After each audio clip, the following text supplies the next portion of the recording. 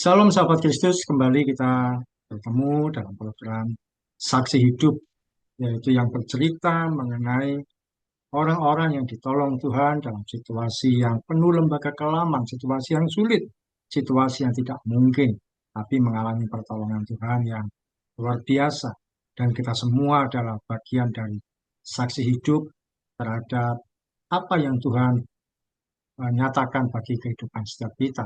Dan edisi kali ini saksi hidup berbincang dengan Bapak Pendeta Rizky yang mengalami situasi yang jatuh terpuruk bahkan sampai di titik paling rendah, yaitu dia yang seorang pelayan Tuhan, hamba Tuhan, seorang pendeta, tapi akhirnya harus menghadapi tuduhan pelecehan seksual, sesuatu yang tidak mudah untuk dipahami. Dan beliau sudah bercerita dengan jelas di sesi pertama bahwa ternyata itu adalah sesuatu yang tidak pernah dia lakukan, tapi beliau harus menanggungnya. Sampai di sesi kedua, beliau bercerita mengenai situasi di tahanan Polrestabes, juga orang-orang yang membantu beliau dalam pembelaan hukum.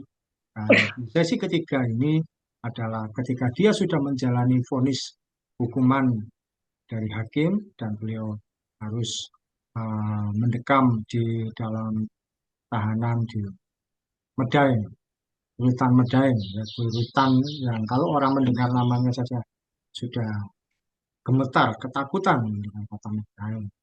Oke, salam Pak Rizky. Kita ada di sesi terakhir. Ingin tahu, Oke, salam Oki. Tuhan. Saya juga ingin mengerti. Ya, bukan berarti kita juga mau tahu untuk tinggal di sana, tidak. Tapi sekedar tahu dan supaya jadi pembelajaran yang baik bagi anak-anak Tuhan supaya tidak situasi yang harus mendekam di dalam hal tersebut. Nah, pertanyaan pertama dari saya, eh, pada akhirnya Anda itu divonis berapa lama oleh hakim? Kalau jaksa menuntut berapa lama, kemudian hakim memutuskan berapa? Masih ingat kalau jaksa? Ya, waktu itu eh, dengan fakta di pengadilan yang tidak terbukti, meskipun saya dianggap salah karena ada mereka anggap itu sebentuk pengancaman ya ketika saya menodongkan pistol mainan itu. Jadi yang pelecehan tidak terbukti, jadi saya awalnya dituntut jaksa 2 tahun 6 bulan. Tapi puji Tuhan dengan adanya penyertaan dan pembelaan Tuhan sendiri, Ibu Hakim Ketua memutus vonis saya yaitu selama setahun 8 bulan untuk masa tahanan. Dipotong masa tahanan selama di Polres yang 3 bulan itu Pak Oki. Dan bonusnya lagi Tuhan berikan buat saya hanya menjalani setahun 1 bulan Pak Oki. Dipotong Hmm, masa PB, saya pengajuan PB, pembebasan bersyarat. Dan di ACC. Jadi saya cuma menjalani hukuman selama setahun 1 bulan. tahun 1 bulan dan itu bebas tanggal berapa waktu itu? Saya baru keluar awal bulan Juni tahun tahun ini. Juni kemarin nih, Pak. Iya, ya. Berarti sebenarnya tadi kan Anda cerita tentang pelecehan itu tidak terbukti. Nah, berarti yang vonis itu atas dasar apa? Pasal apa yang dikenakan? Ya sama Dikenakan pelecehan pasal juga, atau gimana? bukan di penyekapannya, Pak, di Oh, pasal penyekapan. 289. Terus pasal 9 ini kan apa ya? Kayak gimana ceritanya itu? Kayak kurang jelas ya, agak-agak membaur ya. Karena pasal ini juga pasal yang kurang kuat sebenarnya. Tapi ya enggak apa-apa puji Tuhan saya terima waktu itu Bu Hakim bilang gimana terdakwa apa diterima pikir-pikir atau banding saya langsung jawab saya terima yang mulia. Jadi intinya supaya nggak berlama-lama kan karena uh, dari pihak jaksa pun juga sudah bilang ke saya kalau seandainya uh, ponisnya itu tidak sesuai dengan harapannya jaksa dia akan banding Pak Oki. Nah kalau banding Hmm. lagi ini makan waktu lagi sidang lagi nantinya ya Dari gitu pihak Pak Oki. pengacara atau tim pembela, apakah sempat memberi saran yang lain untuk sebelum Anda terima itu? Hmm, waktu itu sih mereka bilang, kenapa nggak banding Pak Risi? Saya Hmm. waktu itu ya kan, kalau banding kan kita bisa mungkin bisa lebih ringan ya untuk vonisnya. Tapi saya bilang nggak usah, nggak apa-apa. Bagi saya 18 itu sudah cukup ringan buat saya. Toh nanti kan bisa kita pengajuan PB, ya toh, pembebasan bersyarat itu pun nanti akan dipotong lagi. Gitu. Ya akhirnya pihak lawyer menyerahkan ke kita Pak Ogi. Jadi ya yaudah, kalau Pak Risinya menerima ya sudah, seperti itu. Oh ya, berarti pihak pengacara sempat memberi opsi atau pilihan untuk Hmm, banding, tapi Anda menyatakan untuk menerima ya. supaya tidak terlalu larut. Kalau ketika sudah divonis itu, eh, bagaimana kemudian statusnya? Anda langsung masuk di mana? Di ruang tahanan atau di mana? Ya, di Medang ini ada 4 blok. Blok A, B, C, dan D. Iya. Nah, selama masih di karantina itu ada di blok A, jadi belum turun. Tapi waktu saya di situ masih blok A, masih belum jadi, masih dalam tahap pembangunan. Jadi karantina ada di blok D ya, di blok D. Dulu blok A, sekarang berubah nama jadi blok D. Tapi Nah, masuk karantina karantina ada di dulu ya, situ. Ya, selama 1 bulan. sebulan. 1 bulan, dan setelah vonis baru dipindah ke bercampur dengan napi-napi yang lain. Gitu, Pak. Oh. Berarti di karantina itu berapa lama tadi? 1 bulan ya? 1 bulan. Ya, Ini saya sekedar mendapat gambar dari media sosial. Apa kira-kira seperti ini bentuk di Medaeng waktu yang Anda sempat? ya, betul. Ini bangunan di blok B kalau nggak salah ini. Di blok A, A sama B itu hampir, enggak, A sama D itu hampir mirip. Kalau blok B agak sedikit bagus ya, apa namanya, bentuk bangunannya. Nah, Ini karena blok blok B B. ini, blok B yang dulu, blok B yang Oh, lama, dulu. karena di situ dihuni oleh orang-orang yang, mohon maaf ini dalam tanda kutip, yang punya duit ya, karena di situ ada Oh, perlakuan khusus ya untuk mereka-mereka ini. di sini ini apa bedanya? Ya kalau di sini, ya ini bukan rahasia umum lagi ya, di sana itu Hmm. setiap minggu itu kita ada iuran kamar Pak. Hmm, Jadi jangan dipikir di sana anu ya, ada iuran gratis. kamar. Kalau ah, di tempat saya itu per minggunya cuma kena berapa ya, 15.000 kalau nggak salah per minggunya, per orang ya, per Hmm. orang. Jadi kalau di kamar itu ada 20 lebih, ya tinggal kalikan aja 15 kali 20 tuh. Nah Nah, itu kalau uangnya di kemana? Itu pakai untuk tamping-tamping blok. Karena tamping blok ini kan yang bukakan kunci, yang nutup uh, blok, ya toh, yang membersihkan apa itu, lorong, itu tamping blok. Jadi untuk hmm. upah mereka lah istilahnya ya, untuk membersihkan itu, untuk melayani kita.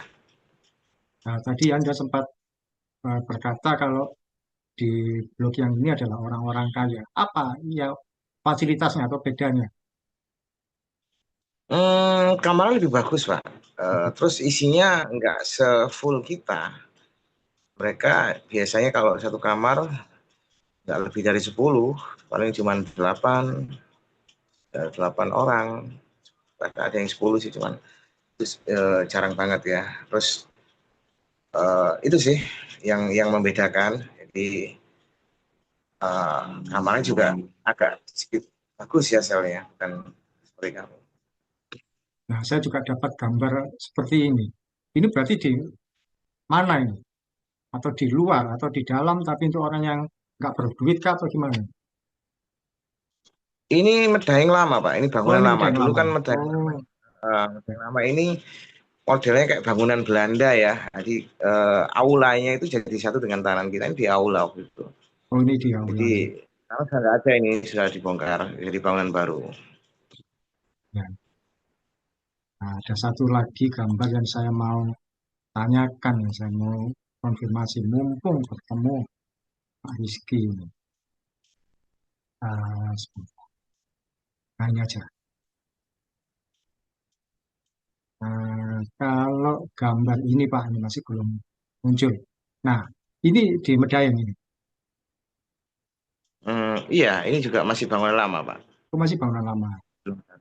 Lama.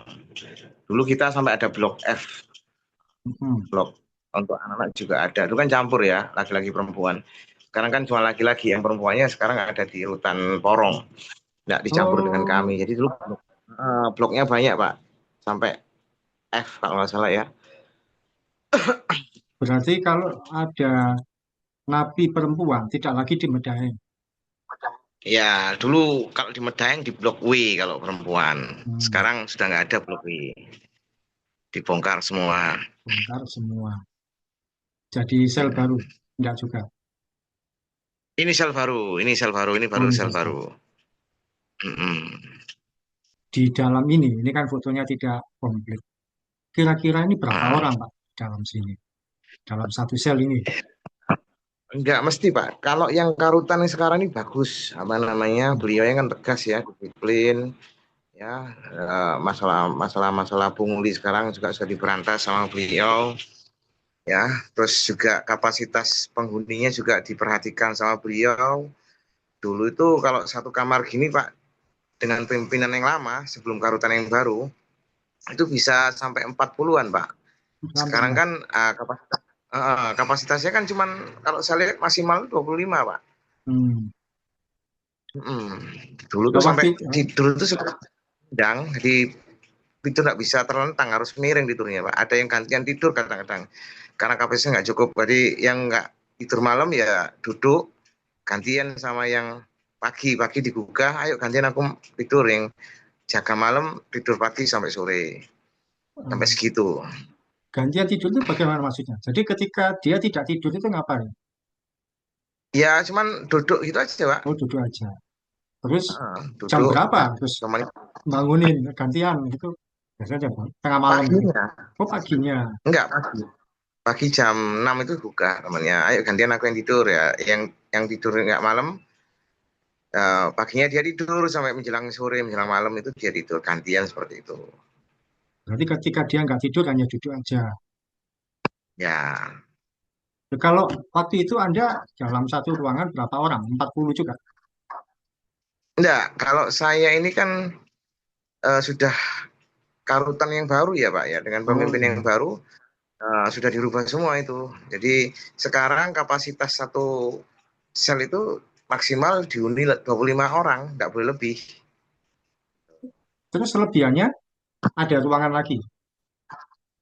Kalau kelebihan, Sekarang ini kan bangunan baru ya Pak, oh bangunan nggak baru. dulu. Kalau bangunan lama itu kapasitas ruangannya kecil banget, maksudnya overload lah misalnya kalau dimasuki orang banyak. Kalau sekarang dengan bangunan baru blok A, blok B sampai blok D ini itu dengan bangunan yang cukup gede dalamnya, yang bisa menampung banyak. Itu Pak. Iya, Pak, ini mau tanya ini kan rahasia umum juga ya. Artinya gini, kalau di dalam rutan itu apa ada juga pungutan-pungutan itu apa saja?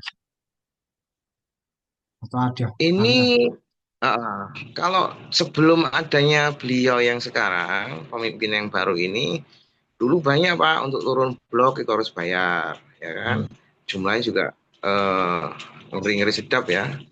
Nah, kalau yang punya duit sih bisa, nggak harus melewati karantina selama 1 bulan, cuma 2 3 hari dia kepingin turun blok bisa. Asal membayar sejumlah uang tadi itu. Terus belum lagi nanti kalau apa itu namanya, seperti pindah kamar itu bayar. Hmm. Dan terus dulu kalau pengurusan PPCB dulu ya, ini saya bicara dulu karena yang sekarang ini sudah diberantas semua sama pemimpin yang baru. Itu harus bayar jumlah uang untuk bisa pengurusan PPPB. Kalau sekarang gratis semua Pak. Waktu saya pengurusan PB kemarin juga tidak dipungut biaya sama sekali dengan karutan yang baru ini. Tapi Ya puji Tuhan dengan Anda sempat apa? mengalami yang apa saja? atau tidak mengalami? Mengalami yang cuma di karantina itu aja Pak. Oh, Itu yang ada karantina. namanya Mopan ya, itu masih karutan yang lama ya. Oh, masuk Mopan ini karantina. tahanan yang baru diminta uang untuk istilahnya mereka itu uang selamat datang. Nah, Oh, ada ini orang sama datang. selamat datang ini bukan untuk petugas, bukan, tapi untuk napinya sendiri, KM-nya, kepala kamarnya. Ya, uang selamat datang ini dikumpulkan tuh ya buat beli rokoknya mereka, makannya mereka. Gitu loh. Iya. Lalu untuk operasional di kamar sendiri ada biaya juga. Hmm. Kebersihan kah atau apa? Nah, itu juga kebersihan kan nanti yang tanggung jawab kan dari Tamping Blok. Tamping ini tahanan pendamping. Jadi Hmm. Tamping ini punya leluasa, ya, dia nggak harus masuk sel. Ya, dia punya ada kamar sendiri untuk Tamping dan dia bisa yang bisa buka tutup sel pintu sel itu mereka Tamping Blok namanya. Ya. Tapi sekarang sudah, Untuk membayangkan, oh, tapi sekarang sudah diperbarui ya, direvisi semua. Tidak ada lagi.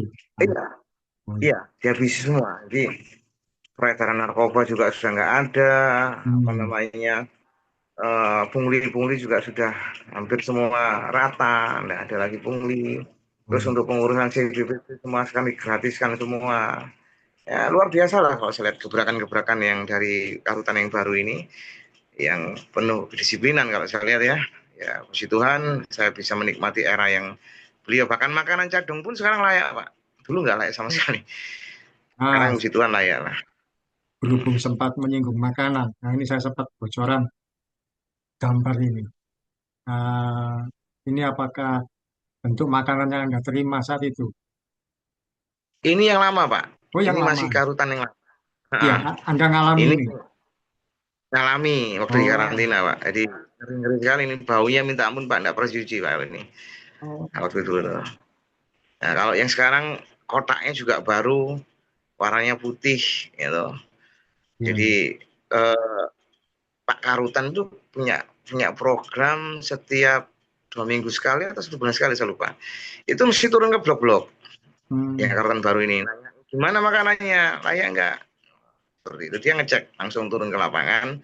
Terus dia menyapa para narapidana, khususnya kami ditanyai ada keluhan enggak, ada yang sakit atau apa. Enggak apa ngobrol aja. Karena suatu ketika mungkin karena kelalaian anak buahnya ya, itu terjadi makanan nggak sesuai, nasinya masih mentah ya, mungkin kurang matang, ditunjukkan ke beliaunya, akhirnya ditegur petugasnya, disuruh memperbaiki lagi. Jadi lebih disiplin dengan yang sekarang. Ya harapan supaya pemimpin seperti ini bisa dipertahankan supaya kami para napi-napi ini juga kami juga masih manusia sih Pak. Jadi intinya kita memang bersalah ya dalam suatu ketika apa yang kita lakukan, tapi paling enggak kita ini kan masih manusia yang masih butuh makan ya, meskipun tidak iya, harus yang mewah-mewah, ini cukup untuk isi perut kami yang layak gitu. iya. Kalau Bapak flashback di era makanan yang seperti ini, nasinya ini gimana? Basi itu atau gimana? Ini biasanya basi Pak, masih apa berkeringat, jadi nggak bisa dimakan. Ya, tapi anak-anak yang di dalam itu punya akal. Kalau berkeringat itu kalau siang, kalau pagi itu makan pagi ya, itu dijemur sama dia supaya Oh, apa airnya ini nggak kering, tetap dimakan sama dia. berarti pagi Tapi tidak dalam kondisi dimakan, dijemur dulu. ya dijemur dulu, Oh, baru siang dimakan. dulu baru agak siangan kalau sudah agak kering itu baru mereka makan. Dulu tuh masih ngeri apa namanya sayur tuh masih ada akar-akarnya, jadi nggak Hmm. dibersihkan. Terus apa namanya ikan-ikan pun juga masih amis-amis gimana gitu ya. Jadi ya, kita Terus mau makan pun enggak. Kenapa? lauknya ini, tempe-tempe ini masih bisa dimakan. Nah, kalau seperti ini masih bisa, Pak. Hmm. Yang nggak bisa itu yang ikan-ikanan. Kalau tempe ini masih, ya meskipun nggak ada rasanya, Pak ya, gambar gitu ya. Tapi ya, mau nggak mau kita tetap makan karena masih layak lah bagi kita gitu.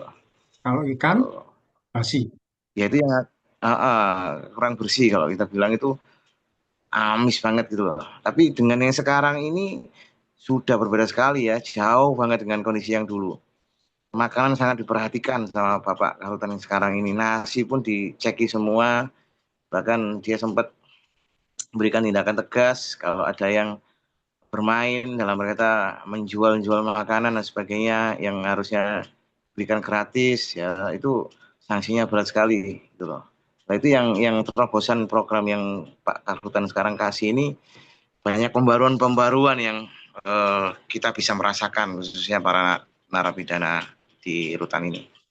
Ini kalau saya lihat tempat makannya kotor sekali ini gimana nih, Pak? Apa nggak Nah itu dicuci kah? enggak pernah Pak, karena dulu di yang lama ini kurang ada pengawasan gitu ya sama dari Hmm. beliaunya. Ya tidak mengecek sama sekali ya. Artinya yang dari pihak dapur itu ya asal-asalan, yang penting makan disediakan, mau makan terserah, mau nggak makan pun juga terserah kan Kalau gitu. sekarang tempat makannya berupa apa? Sama juga. Bagus, enggak seperti ini, warna putih sekarang Pak, Oh, warna bersih. putih. Bukan merah seperti itu sudah nggak dipakai lagi, sekarang udah dibuang semua. Tapi tetap ini alat makannya artinya gini, masih setelah digunakan dicuci Oh, lagi, dicuci atau langsung buang. Yang sekarang yang baru, enggak, dicuci Pak, dicuci. oh, Jadi dicuci. sebelum makanan dihidangkan itu kan, setahu saya waktu saya ke dapur ya, kan Ya. saya juga tamping waktu itu, saya juga tamping tapi bukan tamping blok, saya tamping pramuka. Jadi saya punya akses kemana-mana, karena tamping itu kan punya akses ya, bisa masuk kemana-mana. Saya sempat melihat di dapur itu, sebelum penyajian itu petugas petugas yang bertanggung jawab di dapur, karena yang masak itu kan napi sendiri, dikepalai oleh petugas rutan. Jadi petugas itu selalu ngecek, dicek dulu, dibau, kadang-kadang masih bau, enggak, kalau masih bau disuruh cuci lagi, sampai segitunya sekarang. Ya, sudah diperhatikan. Diperhatikan. Tadi Anda sempat menyebut ada tamping blok, tamping pramuka, itu apa maksudnya? Jadi tamping itu istilahnya singkatan dari tahanan pendamping. Tahanan Ya. pendamping ini, kalau bisa dibilang kami adalah anaknya petugas. Ya, ini yang Hmm. membantu petugas ya, dalam pekerjaan sehari-hari. Contohnya kalau tamping pramuka ini tugasnya apa? Ya membantu menjaga pintu bersama dengan petugas yang ada di rutan. Pintu kan ada banyak tuh Pak. Ada pintu gerbang, ada pintu masuk ke dalam eh, blok-blok itu lah. Tugas saya menjaga di situ. Contohnya menjaga apa? Kalau ada napi yang cuma pakai celana pendek yang mau ke depan, yang nggak pakai baju seragamnya Ahmad Daeng, itu nggak boleh keluar. Harus ganti pakai namanya baju dis istilahnya. Baju dis ini baju yang ada tulisannya Ahmad Daeng gitu. Kalau mau keluar dari pintu ini loh ya, mau ke kantor atau ke ruangan depan, itu ada aula juga, ada ruangan kantor untuk ngurus sesuatu itu. Nah, mereka harus pakai celana panjang, nggak boleh pakai celana pendek. Nah, kalau nggak nurut ya kita nggak akan bukakan pintu buat mereka. Kalau tamping blok yang ada di blok Pak, tuh, ada banyak tamping, ada tamping bankum. Tamping bankum ini ya di bidang bankum, bantuan hukum, yang bantu bapak-bapaknya petugasnya untuk ngurusi PB, CB-nya anak-anak. Nah, gitu. Ada lagi tamping KPR, ya banyak Pak tamping Pak di situ. Tapi kalau Anda tamping pramuka itu bisa punya akses kemana-mana juga. Bisa, Eh, karena kami di bawahnya Bankum, Pak. Di bawahnya Bankum, jadi tugas kami yaitu membantu petugas rutan ya, untuk pengamanan ya, semi semi pengamanan seperti itu. Mumpung ada waktu ini, Pak, adakah satu cerita mungkin yang eh, pengalaman Anda di dalam rutan Medaeng itu yang berkesan, artinya ada kesaksian pertolongan Tuhan yang tidak terduga.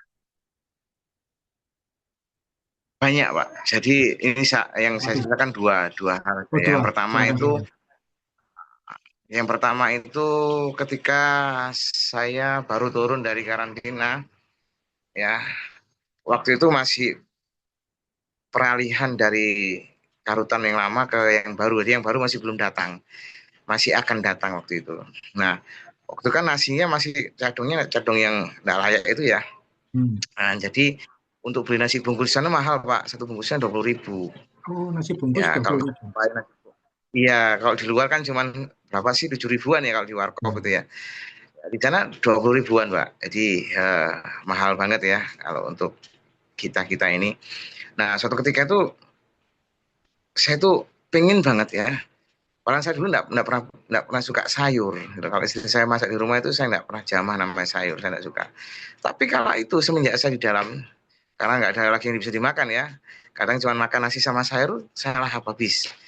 Ya, nggak harus pakai lauk. Yang penting saya Hmm. kenyang ya.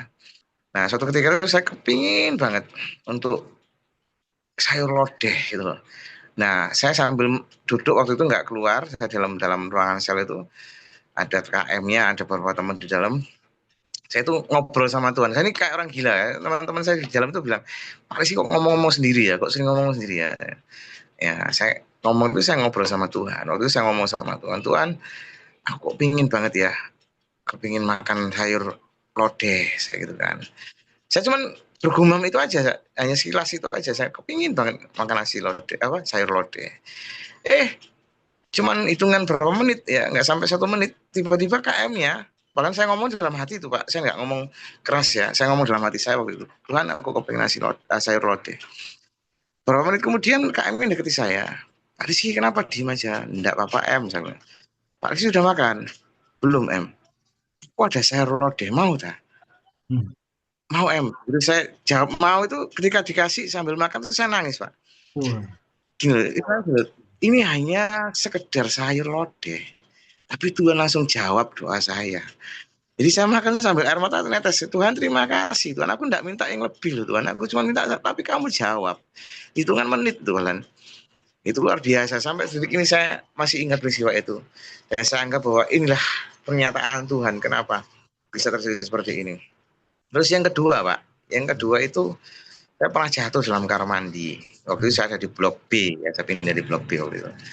Nah, waktu itu saya habis mandi, saya mau ke gereja, turun dari kamar mandi itu ada undak-undakan, apa undak-undakan dalam bahasa Indonesia ya, kayak tangga Tangga. lah ya untuk ya gitu ya. Saya turun dari situ, tiba-tiba kaki saya kan nggak pakai sandal ya, jadi kayak licin lantainya. Saya kepreset, jatuh pelanting ke belakang, kepala saya tengkuk ini bagian belakang ini ketatap sama lingiran. Itu ada lingiran, lingiran itu apa ya? Tempat yang untuk tangga itu yang tajam loh Pak, yang pinggiran Hmm. itu. Itu kena itu kepala saya sampai bunyi keras pluk gitu ya, sampai yang tidur bangun semua karena benturan yang keras itu. Seketika itu juga mata saya langsung blank, sekian detik itu hitam, enggak kelihatan apa-apa. Nah, sempat juga mutah waktu itu kan, enggak sedikit ya. Nah, sama teman-teman enggak boleh bangun, jangan bangun dulu Pak, jangan bangun dulu Pak, takutnya malah jatuh lagi kena stroke katanya, itu sih menurut mereka ya, saya nggak tahu lagi. Terus saya sempat waktu saya gemetaran ya karena takut ya, karena ini kepala ya. Aduh saya mikir waduh ini rotak nih pasti ya. Saya cuma ngomong teriak waktu itu, Tuhan Yesus tolong saya, Tuhan Yesus tolong saya. Mereka dengar saya ngomong itu. Saya ngomong Tuhan tolong Tuhan, Tuhan tolong Tuhan, Tuhan tolong Tuhan. Nah, itu yang saya ucapkan. Sampai akhirnya saya dibopong, dibawa ke poli, ada poli di sana kan, dibawa ke sana, dibawa ke kursi roda. Nah di sana itu nggak diapa-apain sama polinya, karena bagi poli itu kalau nggak gawat-gawat sekali itu nggak akan dibawa ke rumah sakit ya. Saya cuma dikasih obat anti nyeri aja ya untuk ngilangin nyeri kepala saya. Terus karena saya nggak di apa-apain ya, saya minta kembali ke blok aja, tidur di sana. Tapi dalam masa itu saya mikir, wah ini ada apa-apa nih kepala saya ini ya. Saya cuma mikir itu aja dan tidak diberikan apa-apa sampai detik ini. Waktu saya kemarin juga ke rumah sakit ya, waktu saya keluar dari tempat ini, saya check up semua, normal semua Pak, oke, puji Tuhan, dan tidak ada yang cedera apapun. Nah, saya anggap itu hal yang luar biasa. Kenapa? Banyak yang cerita, kejadian seperti itu banyak yang meninggal Pak. Wah. Karena kejadian yang jatuh dari kamar mandi bukan cuma saya. Hmm. Sebelum-sebelum saya juga terjadi seperti itu, dan endingnya mereka nggak ada umur gitu. Nah, teman-teman saya sampai kaget loh, Pak Rizky udah apa ya, Pak Rizky udah apa ya. Nah, disitulah kesempatan saya untuk cerita sama mereka. Saya mulai nginjili mereka, saya katakan Tuhan Yesus itu baik, ya Tuhan Yesus luar biasa, ya inilah bukti penyertaan Tuhan. Saya ceritakan semuanya, saya dari masuk sampai keluar, sampai saya di situ, saya tidak pernah hilang harapan, dan bahkan di situ saya juga sempat menenangkan jiwa satu orang Pak Oki, namanya Eko. Jadi dia dari seberang yang tidak kenal Tuhan, akhirnya saya injili, dia terima Yesus, bahkan dia nggak punya Alkitab, saya kasih Alkitab. Sekarang dia di layar, nggak tahu di layar di mana, saya kurang paham. Nah, disitulah saya belajar bahwa saya kepingin gini loh, saya belajar dari Ayub Pak Oki. Pak Ayub ini kan kita tahu ya, hidupannya luar biasa daripada yang saya alami, kesusahannya dia. Sampai dia harus kehilangan banyak hal, bukan cuma seperti yang saya alami cuma di penjara ya. Dia kehilangan hartanya, anak-anaknya hilang, bahkan ketika dia sakit gatal itu sampai istrinya, kenapa kamu masih bertahan? Kenapa kamu nggak kutuki aja Tuhanmu itu? Nah, jawabannya Ayub luar biasa. Saya masih ingat, saya lupa ayatnya di Ayub berapa, ayat 5 kalau salah. Dia ngomong begini, masakan kita mau terima yang baik-baik aja dari Tuhan? Apa kita tidak mau terima yang tidak baik dari Tuhan? Nah, kadang-kadang kita seperti itu. Kita mau yang cuma yang baik-baik aja. Kita bersyukur, Tuhan terima kasih. Tapi ketika kita dalam keadaan yang tidak baik, apakah kita tidak bisa mengucap syukur? Atau mengucapkan terima kasih Tuhan? Nah, di saat-saat seperti inilah saya belajar seperti itu. Dan saya anggap di sini ini sebagai sekolah kehidupan, Pak. Oke, kenapa saya katakan sekolah kehidupan? Di sini saya diproses Tuhan. Bukan jadi lebih jahat, tapi jadi lebih baik. Bahkan ketika saya keluar pun, yang dulunya saya tidak pernah ada mesbah keluarga, sekarang sudah saya adakan mesbah keluarga. Kita keluarga, istri, anak, kita kumpul bareng, kita berdoa setiap pagi, malam, dan kita selalu berdoa lebih awal sebelum melakukan kegiatan. Dari mana? Ya dari proses kehidupan ini, gitu loh. Nah, saya anggap disinilah penyertaan Tuhan yang tidak pernah habis. Bagi teman-teman mungkin yang mungkin menghadapi masalah seperti saya, jangan pernah khawatir, jangan terlalu menghukum diri sendiri. Saya orang napi dan sebagainya, waduh saya habis ini, selesai sudah semuanya, ya toh, dengan saya menyandang sebagai narapidana, semua akses ditutup, nah sebagainya. Memang iya seperti itu, tapi kita harus bisa menempatkan diri kalau memang kita ini benar-benar ingin ikut Tuhan sungguh-sungguh ya. Nah, saya juga dikuatkan dari seorang hamba Tuhan. Saya disitu ketemu yang namanya Pak Yonatan Ji. Nah, beliau ini juga seorang pendeta. Nah, dari beliau juga menguatkan saya, Pak Ogi. Waktu ketemu dengan beliau, dia tanya-tanya kasus saya, dia tanya kenapa kok bisa di sini, saya cerita semua. Dia cuma ngomong begini, Pak Rizky, Bapak cuma divonis segitu. Saya ini divonis 18 tahun, Pak Rizky. Dan kasus saya ini kasus yang ngeri. Saya kasus pembunuhan. Saya juga sama sih Pak Rizky dulu. Saya nggak punya pengharapan, saya nanti keluarnya harus ngapain. Ya toh 18 tahun saya di dalam, apakah masih ada yang suka sama saya untuk berumah tangga dengan saya yang mantan pembunuh dan sebagainya. Nah, dia belajar. Nah, artinya semua Tuhan sudah atur. Setelah dia keluar pun, akhirnya dia menikah dengan seseorang dan sekarang punya punya anak yang puji Tuhan sudah mulai sekolah teologi ya, kalau salah dia bilang ke saya seperti itu. Iya. Nah, dari sana saya belajar bahwa setiap kejadian, setiap musibah, setiap perkara yang sedang kita alami, disitulah Tuhan turut campur tangan dan Tuhan tidak akan pernah tinggalkan kita. Amin. Dimanapun kita Iya, ditempatkan, puji bahkan Tuhan. kita bisa jadi lebih baik dari yang lain. Sampai sekarang pun, akhirnya setelah saya keluar, saya memutuskan diri. Saya ngomong sama istri, karena saya banyak belajar di Rutan Medaeng ya, saya ngomong saya tetap akan melayani Medaeng. Jadi sekarang saya dijadwal setiap 1 bulan sekali untuk bisa melayani di gereja Efesus di Medaeng. Karena apa? Saya tidak mau meninggalkan mereka. Mereka ini saya pernah ngalami gitu. Saya pernah merasakan bagaimana pahitnya di dalam, ya seperti apa saya mengalami sebagai seorang narapidana. Jadi saya tidak pernah tidak mau meninggalkan begitu aja. Jadi Gereja Efesus saya, itu seperti ini penampakannya, Pak. ya ini Efesus ini dulu waktu di Karutan yang lama masih belum ada gedung kita Pak. Ini gedung Oh, ini semenjak Karutan yang baru. Kita dulu pakai tenda Pak, miris iya, banget iya. tenda yang untuk dibuat militer Pak, untuk Oh, pengungsi-pengungsi yang gede itu. Kita pakai itu dulu Pak. setiap Sekarang hari sudah ada ibadah. Berarti. Senin sampai Minggu, tapi Minggu khusus untuk internal mereka, nggak ngundang tamu. Yang Senin Oh, sampai Sabtu itu undang tamu dari luar, kayak dari gereja-gereja yang memiliki hati untuk memelayani orang-orang yang di rutan. Mereka diganti berjadwalan bergantian, Pak. Ada dari GBI Rock, ada Full Gospel, ada Betani, YIBB, Yabes, banyak. Termasuk gereja saya, GKK Gideon Ya. yang akan ngisi nanti di tanggal 29 besok. Nah, ini saya tampilkan sebentar jadwalnya. Nah, Ya. ya betul ini Pak Oki, tanggal 29 Juli besok kami dijadwal, itu juga Pak Oki bisa lihat ada banyak gereja atau lembaga ya, baik itu persatuan doa atau yayasan yang mau terlibat untuk ngisi kerohanian di gereja Efesus. Ya, seperti itu Pak Oki. Iya, oke. Berhubung waktu sudah selesai. Ya, kami Ya, ucapkan terima kasih Pak Rizky untuk sharing-sharingnya yang membuat baik. kami yang di luar ini atau yang tidak mengalami situasi yang ada di dalam tahanan kami jadi dikuatkan oleh kesaksian-kesaksian yang saya sampaikan. Betapa di situasi yang nggak mungkin, yang sepertinya tidak layak, di titik yang paling rendah, ternyata Tuhan pun hadir di situ. Amin. Seperti kesaksian sayur lodeh tadi. Mungkin Anda berbicaranya sendiri, bicaranya pelan, tapi terdengar keras di kerajaan surga. Iya. Amin. Puji Tuhan, makasih Pak Rizky untuk berbagi bagi kita semua. Demikian juga untuk Ya, sahabat Kristus, kiranya apa yang beliau sampaikan jadi pembelajaran yang baik bagi kita semua.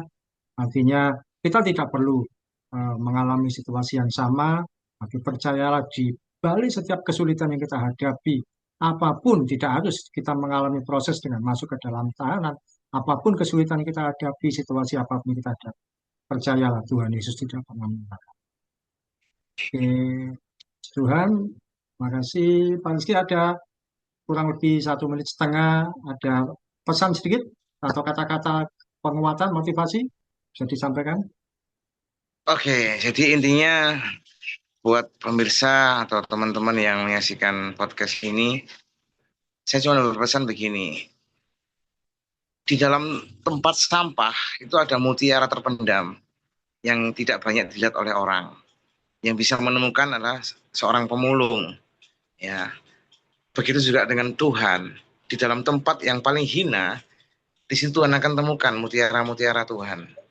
Dan jangan menganggap remeh bahwa kami para mantan narapidana atau mungkin yang di sana yang tinggal di penjara adalah orang-orang yang brengsek, yang hidupnya kacau, yang hidupnya penuh dengan kejahatan.